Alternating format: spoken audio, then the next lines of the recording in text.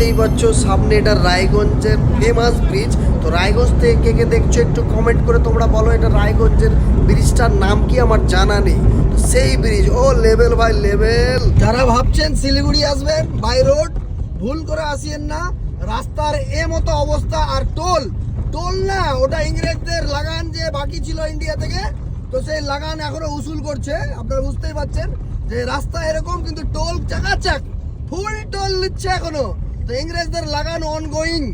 এটা গাজলডোবার famous bridge, কি নাম আমি জানি না ব্রিজটার, বলো কমেন্টে। তো এখন বাজে মোটামুটি প্রায় 12টা, আর গাড়ি এখানে আমরা পার্ক করলাম। আর এখানে দেখতে পাচ্ছ গাজলডোবার ফেমাস ব্রিজ। আর এইখানে খাবো আমরা একটু ম্যাগি বা রিফ্রেশমেন্ট, হালকা করে ব্রেকফাস্টের টাইপেরই কিছু একটা। তো কি খাচ্ছি দেখাচ্ছি এখনই।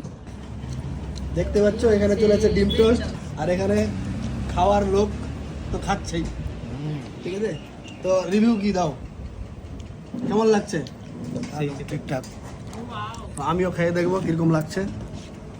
এই যে দেখতেই পাচ্ছ পাউরুটিটা পাউরুটির মতনই আছে, আর উপরে ডিম আমরা খাই। আমরা মালদার মোটামুটি ভুক্কার তো ছিলাম, তো গোটা মালদা ডিস্ট্রিক্টের সবচেয়ে বড় ভুক্কার এখানে আছে।